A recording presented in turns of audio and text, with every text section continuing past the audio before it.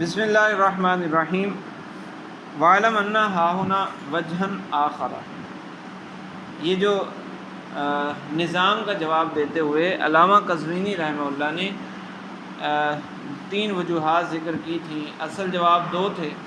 ایک علی سبیل الانکار، ایک علی سبیل التسلیم۔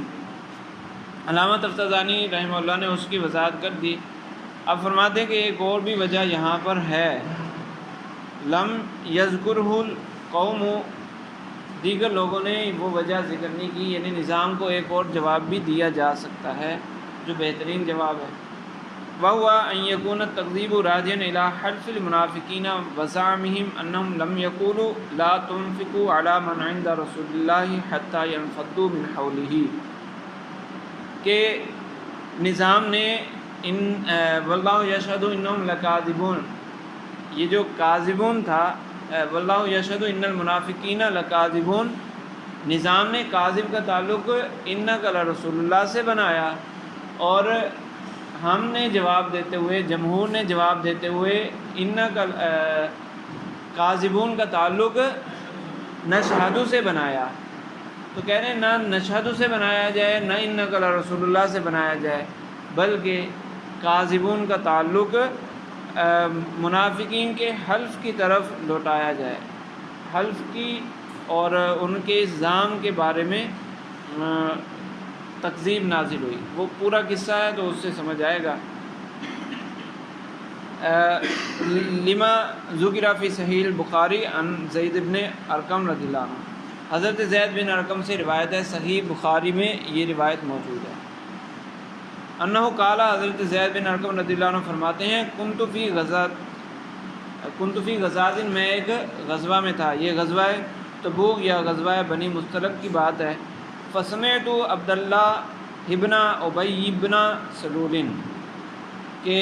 میں نے عبداللہ بن ابی ابن سلول کو سنا۔ یہ ابن سلول جو ہے دادا نہیں ہے، سلول جو ہے، سلول ویسے تو اس طرح جو ابن ذکر کیا جاتا ہے،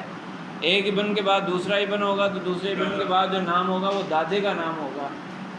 تو اس کا قاعدہ بھی یہ ہے کہ ابن ما قبل کے لیے صفت بنتا ہے اور ما بعد کے لیے مضاف، تو اس اعتبار سے تو پھر ابنی سلول ہونا چاہیے، لیکن یہ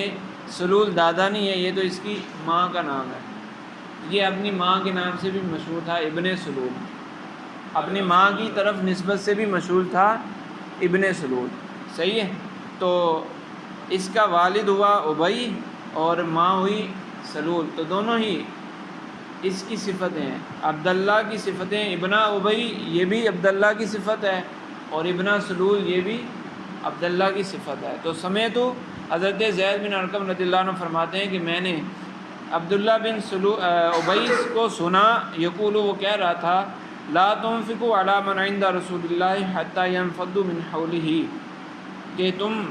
ان لوگوں پر خرچ نہ کرو جو نبی کریم صلی اللہ علیہ وسلم کے پاس ہیں، یہاں تک کہ وہ نبی کریم صلی اللہ علیہ وسلم سے پھر جائیں، نبی کریم صلی اللہ علیہ وسلم سے اعراض کر کے ادھر ادھر ہو جائیں، یعنی دین سے پھر کر ادھر ادھر ہو جائیں۔ لو رجعنا من عنده، کہ ہم اگر آپ کی کتاب میں الی المدینہ تھی تو وہ زیادہ بہتر ہے کہ ہم اگر مدینہ کی طرف گئے تو لیخرجن الاعز منها الاذل، کہ وہاں پر جو عزت والے لوگ ہیں وہ ذلیل لوگوں کو نکال دیں گے۔ فذکرت ذلک لعمی، تو میں نے اس قصے کو سنایا، یہ قصہ میں نے اپنے چچا کو سنایا، چچا سے مراد ان کی قوم کے سردار ہیں۔ فذکرہ للنبی صلی اللہ علیہ وسلم، تو انہوں نے یہ قصہ نبی کریم صلی اللہ علیہ وسلم کو ذکر کر دیا۔ یہ چچا سردار ہیں سعد بن عبادہ، جو ان کی قوم کے سردار تھے۔ انہوں نے زید بن ارقم رضی اللہ عنہ نے یہ قصہ اپنی قوم کے سردار کو سنایا، اور انہوں نے پھر نبی کریم صلی اللہ علیہ وسلم کی بارگاہ میں یہ قصہ عرض کر دیا۔ فدعانی فحدثتہ، تو نبی کریم صلی اللہ علیہ وسلم نے مجھے بلایا تو میں نے ان کو نبی کریم صلی اللہ علیہ وسلم کی بارگاہ میں اسی طرح قصہ عرض کر دیا۔ فارسل رسول اللہ صلی اللہ علیہ وسلم الی عبداللہ ابن ابی واصحابہ، نبی کریم صلی اللہ علیہ وسلم نے پھر ان کو بھی بلایا، کیونکہ جب بھی کوئی معاملہ ہو منصف کا کام ہی یہی ہوتا ہے کہ وہ دونوں طرف بات سن کر پھر فیصلہ دے۔ تو نبی کریم صلی اللہ علیہ وسلم نے پہلے، نبی کریم صلی اللہ علیہ وسلم منصف اعظم ہیں، تو نبی کریم صلی اللہ علیہ وسلم نے پہلے زید بن ارقم رضی اللہ عنہ کی بات سنی، پھر ان کو بھی بلایا، عبداللہ بن ابی اور اس کے ساتھیوں کو بلایا اور ان سے پوچھا کہ تم کیا کہتے ہو، یہ تمہارے بارے میں یہ کہہ رہے ہیں تو تم کیا کہتے ہو؟ فحلفوا علی انہم ما قالوا، تو انہوں نے تو قسم دے دی جب حضرت زید رضی اللہ عنہ کے پاس گواہ نہیں تھے، اور انہوں نے قسم دے دی کہ ہم نے تو ایسا نہیں کہا۔ تو ظاہر سی بات ہے عدالت کے اندر علم غیب نہیں چلتا، علم غیب کی بنیاد پر فیصلے نہیں ہوتے۔ عدالت میں جو فیصلہ ہوگا وہ ظاہر کے مطابق فیصلہ ہوگا، ظاہری دلائل پر۔ علم غیب تو دلیل خفی ہے، ظاہری دلائل پر فیصلہ ہوگا۔ تو کوئی یہ نہ کہے کہ نبی کریم صلی اللہ علیہ وسلم کو معلوم ہی نہیں تھا۔ نبی کریم صلی اللہ علیہ وسلم اس وقت منصف کے منصب کو ادا کر رہے تھے، منصف کے منصب کو ادا کر رہے تھے، تو منصف کا کام ظاہری دلائل پر ہوتا ہے۔ تو ان منافقوں نے جب حلف دے دیا تو قواعد عدل کے مطابق، عدل کے قواعد کے مطابق حلف پر بات پوری ہو جاتی ہے۔ جب انہوں نے حلف دے دیا تو ان کی بات مان لی گئی۔ جب وہ سچے ہو گئے تو حضرت زید بن ارقم رضی اللہ عنہ ظاہر سی بات ہے وہ جھوٹے قرار دے دیے گئے۔ تو فکذبنی رسول اللہ صلی اللہ علیہ وسلم وصدقہ، تو اصول عدل کے مطابق نبی کریم صلی اللہ علیہ وسلم نے عبداللہ بن ابی اور اس کے اصحاب کو سچا قرار دے دیا اور مجھے جھوٹا قرار دے دیا۔ فاصابنی ہم لم یصبنی مثلہ قط، تو مجھے ایسا غم پہنچا کہ اس جیسا غم کبھی ہوا ہی نہ، زندگی میں کبھی بھی نہیں ہوا۔ ظاہر سی بات ہے کہ دنیا کی سب سے محبوب ترین ہستی وہی اگر جھٹلا دے تو کتنا غم پہنچے گا، اس غم کا اندازہ ہم کر ہی نہیں سکتے۔ حضرت زید بن ارقم رضی اللہ عنہ کو جو غم پہنچا اس کا اندازہ ہم کیسے کر سکتے ہیں؟ تو کہہ رہے ہیں کہ مجھے ایسا غم پہنچا کہ کبھی بھی ایسا غم نہ ہوا۔ فجلست فی البیت، تو میں اپنے گھر میں بند ہو کے بیٹھ گیا۔ اتنا غم تھا کہ اب میں گویا کہ کسی کو منہ دکھانے کے قابل نہ رہا۔ ظاہر سی بات ہے جائیں گے کسی کے سامنے تو لوگ یہی کہیں گے کہ یہ وہ ہیں جن کو نبی کریم صلی اللہ علیہ وسلم نے جھٹلا دیا، یا نبی کریم صلی اللہ علیہ وسلم کی بارگاہ میں پھر کس منہ سے جائیں گے دوبارہ؟ جب نبی کریم صلی اللہ علیہ وسلم نے ایک دفعہ ان کو جھٹلا دیا ہے تو اب دوبارہ شرم آئے گی نا نبی کریم صلی اللہ علیہ وسلم کی بارگاہ میں جاتے ہوئے۔ تو کہہ رہے ہیں کہ میں گھر میں بیٹھ گیا، یعنی محصور ہو گیا گھر میں۔ فقال علی امی، تو وہ جو چچا تھے یعنی سردار سعد بن عبادہ رضی اللہ عنہ، انہوں نے مجھے کہا، میرے اس حالت کو دیکھ کر مجھے ڈانٹتے ہوئے انہوں نے کہا، مارتا، کیا ہی تم نے اچھا ارادہ کیا۔ جیسے ہم کہتے ہیں نا، ہاں بڑا شوق تھا کرنے کا، بھگتو اب، یوں کہتے ہیں نا ہم اپنے عرف میں۔ تو اسی طرح کی بات انہوں نے کی کہ مارتا، کتنا ہی تم نے کیسا ارادہ کیا تم نے۔ نتیجہ اس کا کیا نکلا، الی ان کذبک رسول اللہ صلی اللہ علیہ وسلم، کہ اس کا نتیجہ پھر یہ نکلا، تمہارے ارادے کا یہ نتیجہ نکلا کہ تمہیں نبی کریم صلی اللہ علیہ وسلم نے جھٹلا دیا، ومقتک، اور نبی کریم صلی اللہ علیہ وسلم آپ سے ناراض ہو گئے۔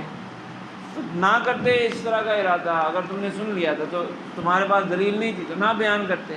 اب تم نے بیان کیا ہے تو پھر بھگتو۔ فانزل اللہ تعالیٰ، تو پھر اللہ تعالیٰ نے آیت مبارکہ نازل فرمائی کہ اذا جاءک المنافقون، یہ والی آیت، یہ اسی آیت کے شان نزول میں ذکر ہوتا ہے۔ یہ آیت نازل فرمائی تو فبعث الی النبی صلی اللہ علیہ وسلم، نبی کریم صلی اللہ علیہ وسلم نے مجھے بلایا، فقرا، اور یہ آیت تلاوت فرمائی، فقال، اور فرمایا، ان اللہ صدقک یا زید، اے زید اللہ نے تمہاری تصدیق کر دی۔ تو پھر جب حضرت زید رضی اللہ عنہ کی تصدیق ہو گئی اس آیت کے ذریعے، کیسے تصدیق ہوئی کہ دو ہی لوگ تھے، ایک حضرت زید رضی اللہ عنہ اور دوسری طرف منافقین، تو منافقین کو جھوٹا کہا گیا، اس آیت میں منافقین کو جھوٹا کہا گیا۔ اور تصدیق حضرت زید رضی اللہ عنہ کی کس معاملے میں ہوئی؟ وہ حلف والا معاملہ جو انہوں نے حلف اٹھایا تھا، ٹھیک ہے۔ تو جب اس معاملے میں اس آیت کے ذریعے حضرت زید کی تصدیق ہوئی ہے تو منافقین کا جھوٹ بھی تو اسی معاملے میں ہوگا نا۔ حضرت منافقین کا جھوٹ جو اس آیت میں ذکر ہے وہ بھی تو اسی معاملے میں ہوگا، تو گویا کہ تکذیب کا تعلق ہے اس حلف سے جو نبی کریم صلی اللہ علیہ وسلم کی بارگاہ میں منافقین نے دیا تھا کہ یہ تمہارا حلف جھوٹا ہے۔ تو جب تکذیب کا تعلق اس سے کر دیں گے، حلف سے کر دیں گے، تو پھر یہ نظام کی دلیل بن سکتا ہے؟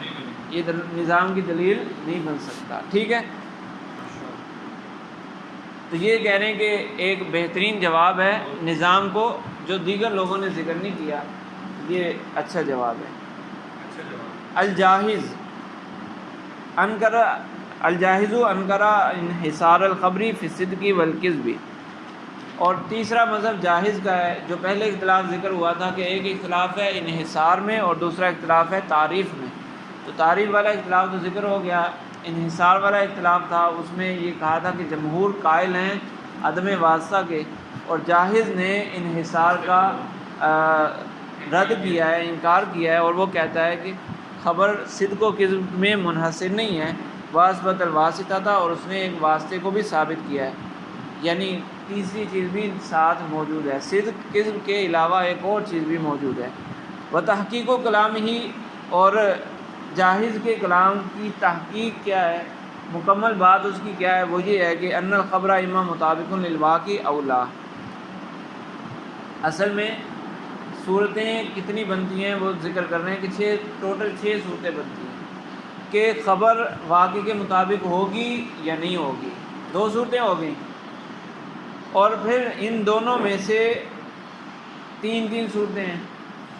خبر یعنی نسبت کلامیہ نسبت خارجیہ کے مطابق ہوگی یا نہیں ہوگی، 2 صورتیں ہو گئیں، خبر کی 2 صورتیں ہو گئی۔ پھر ہر صورت کی آگے 3 قسمیں ہیں، 3 صورتیں بنتی ہیں کہ یا تو اعتقاد ہوگا کہ نسبت کلامیہ واقع کے مطابق ہے،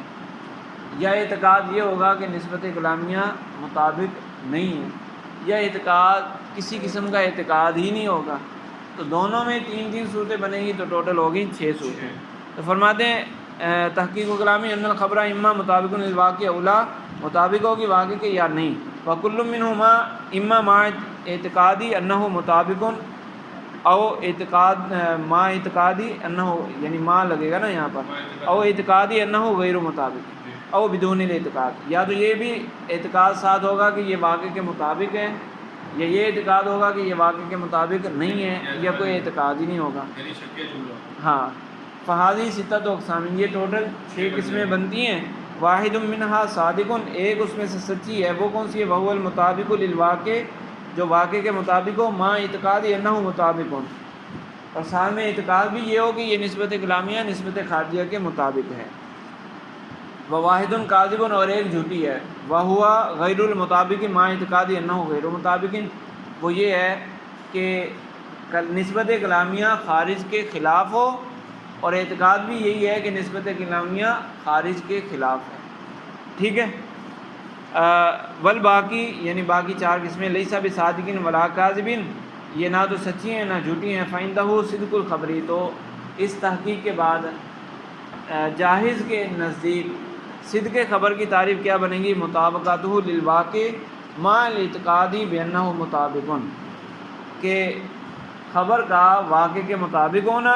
ساتھ میں یہ بھی اعتقاد ہو کہ یہ مطابق ہے واقع کے۔ وکذب الخبری عدمها معہ،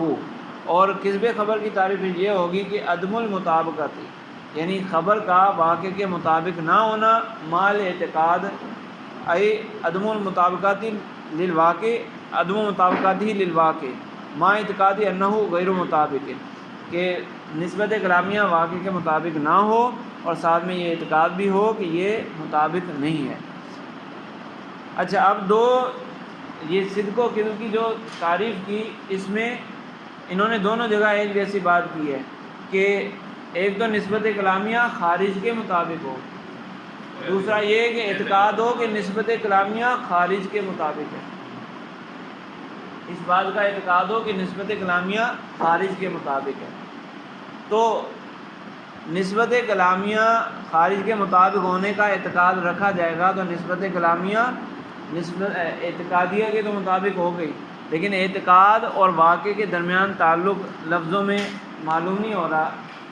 اشارتاً معلوم ہو رہا ہے، اسی کو ذکر کر رہے ہیں، کہہ رہے ہیں وَيَلْزَمُ فِي الْأَوَّلِ مُطَابَقَةُ الْخَبْرِ لِلْاعْتِقَادِ یعنی نسبت کلامیہ کا اعتقاد کے مطابق ہونا نہ ہونا یہ سمجھ نہیں آ رہا، کیونکہ یہ تھا نا کہ یہ اعتقاد رکھا جائے کہ نسبت کلامیہ نسبت خارجیہ کے مطابق ہو، ایک تو نسبت کلامیہ خارج کے مطابق ہے ایسے ہی، دوسرا یہ کہ اعتقاد بھی رکھا جائے کہ نسبت کلامیہ خارج کے مطابق ہے، تو نسبت کلامیہ کا اعتقاد سے تعلق وہ واضح نہیں ہو رہا، صراحتاً موجود نہیں ہے، اشارتاً معلوم ہو رہا ہے۔ تو فرماتے ہیں وَيَلْزَمُ فِي الْأَوَّلِ پہلی صورت میں جب یہ کہا تھا صدق خبر کی تعریف کی تھی تو اس میں یہ لازم آئے گا کہ خبر مطابقت الخبر للاعتقاد نسبت کلامیہ اعتقاد کے مطابق بھی ہو، وفی ثانی عدمھا اور دوسری قسم کی تعریف کے اندر یہ لازم آئے گا کہ نسبت کلامیہ اعتقاد کے خلاف ہو۔ کیوں؟ ضرورت توافق الواقع والاعتقاد حینئذ، کیونکہ اس صورت میں واقع اور اعتقاد دونوں برابر ہیں، جاہز نے واقع اور اعتقاد کو برابر کیا، تو جب اعتقاد اور واقع برابر ہو گیا تو اب نسبت کلامیہ واقع کے مطابق ہوگی تو اعتقاد کے بھی مطابق ہوگی، نسبت کلامیہ واقع کے خلاف ہوگی تو اعتقاد کے بھی خلاف ہوگی، نسبت کلامیہ اعتقاد کے بھی خلاف ہوگی، ٹھیک ہے۔ تو چونکہ جاہز نے خارج کو اور اعتقاد کو برابر رکھا ہے، یہ کہا نا کہ نسبت کلامیہ کا خارج کے مطابق ہونا، ساتھ میں یہ اعتقاد بھی ہو کہ نسبت کلامیہ خارج کے مطابق ہے، تو مطابقت خارج واقع اور اعتقاد یہ دونوں تو برابر ہو گئے، تو جب یہ دونوں برابر ہو گئے اور نسبت کلامیہ خارج کے مطابق ہے تو پھر نسبت کلامیہ اعتقاد کے بھی مطابق ہوگا، کیونکہ ایک شے کا مطابق پھر اس کا دوسرا مطابق، ایک شے دوسرے کے موافق ہو اور وہ دوسری شے تیسری کی موافق ہو تو پہلی تیسری کی موافق ہوگی، اور ایک شے دوسرے کے مخالف ہو اور دوسری شے تیسرے کے مطابق ہو تو پہلی شے تیسرے کے مخالف ہوگی۔